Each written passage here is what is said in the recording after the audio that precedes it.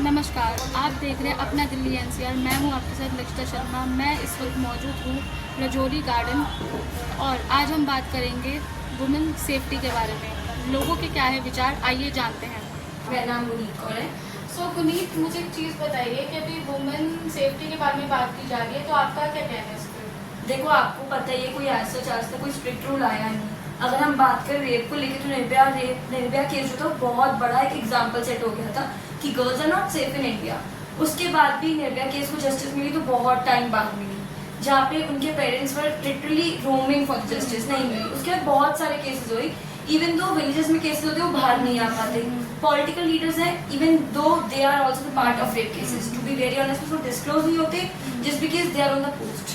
And very second thing कि as a working women कि आप मेट्रो में जाओ, बस में ट्रेवल करो, कहीं ट्रेवल करो, कि वो लोगों का एक विजन होता है घूरने का, which is like which can lead to harassment too, yeah. तो girls are not safe. Instead of fighting for religion, we can make such rules कि जो strict rules हो सके कि लोगों के दिल में डर बैठ जाए कि अगर तुम ये करोगे तो आपको ये फेस करना ही पड़ेगा। बट गुनीत, कईयों का कहना ये भी है कि 50% मेंस और 50% वुमेन दोनों की गलतियाँ। लड़कियाँ अट्रैक्ट करती है लड़कों को जानबूझ के, छोटे कपड़े पहन के या उनको आगे से खुद पहन देते। इस पे क्या कहना चाहोगे? सी छोटे कपड़े यू कैन डिफाइन इस चीज को। रेप में 6 महीने की लड़की का भी रेप हुआ है, जिसकी तो बॉडी भी बिल्ट नहीं हुई। Is she attracting someone? और अगर हम बात करें लड़कियां मंदिर जा रही हैं, कहीं जा रही हैं, like I am not connecting this with religion, तो वहाँ पे भी हुआ है, ठीक है।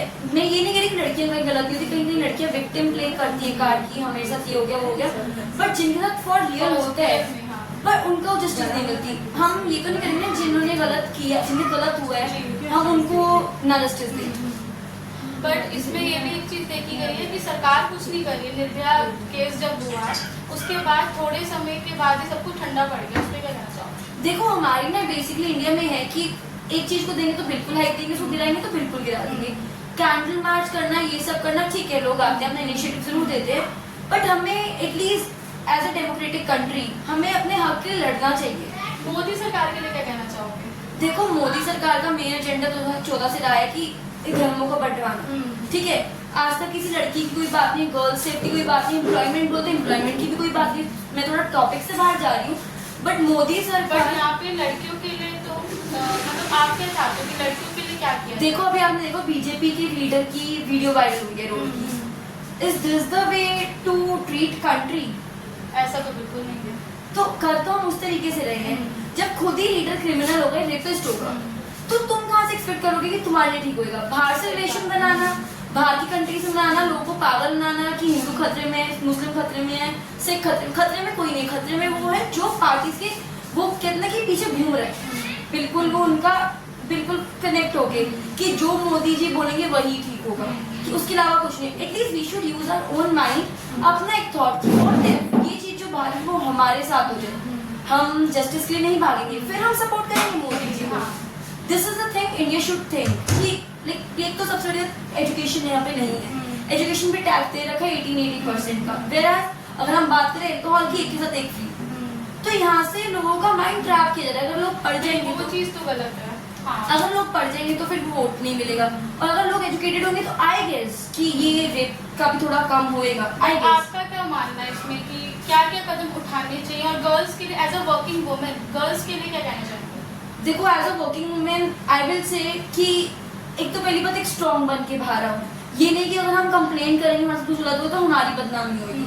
This is not the thing. Bold होके आगे आओ और अपने लिए लड़ो, बिकॉज हमारे लिए सिर्फ हम ही है जो लड़ेंगे, नो वन एल्स विल। क्योंकि पेरेंट्स एक डर के अंदर आके इनिशिएटिव नहीं लेते कि कहीं हमारी बेटी की बदनामी हो, कहीं हमारी बेटी कुछ कर ना दे। कर कोई कुछ नहीं सकता। अगर तुम आज आगे नहीं आओगे तो ना तुम्हारे लिए कोई रूल बनेगा।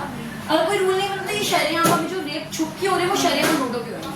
एक बेंगलोर में आई एम नॉट रॉन्ग, एक हुकैर कोई लड़की का रेप हुआ था।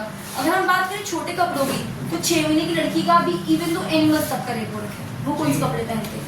नहीं, अभी यहाँ पे नाइट सेफ्टी की बात हो रही थी, यहाँ तक कि सुबह भी गर्ल्स सेफ नहीं है। एग्जैक्टली नहीं है। हम बोलते हैं कि लड़कियां बाहर घूम रही रात को, तो लड़कियों का हक नहीं है बाहर घूमने का।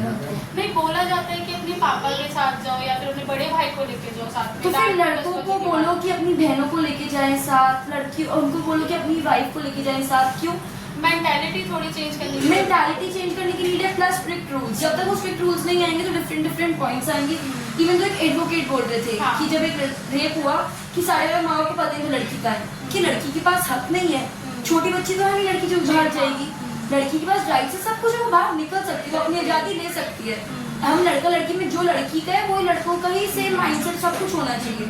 अगर तुम्हारे को ये दिक्कत है तो तुम्हारे अंदर जो मेंटालिटी बाहर वालों को लेके आती है, तुम्हारे अपनी घर वाली लड़की बेटी के माँ को लेके आई, तो बात हमारे पास करनी चाहिए। हमारे साथ Guneet ji, thank you so much Guneet ji हमारे साथ जुड़ने के लिए, और खबरों के लिए जुड़े रहिए अपना दिल्ली NCR के साथ।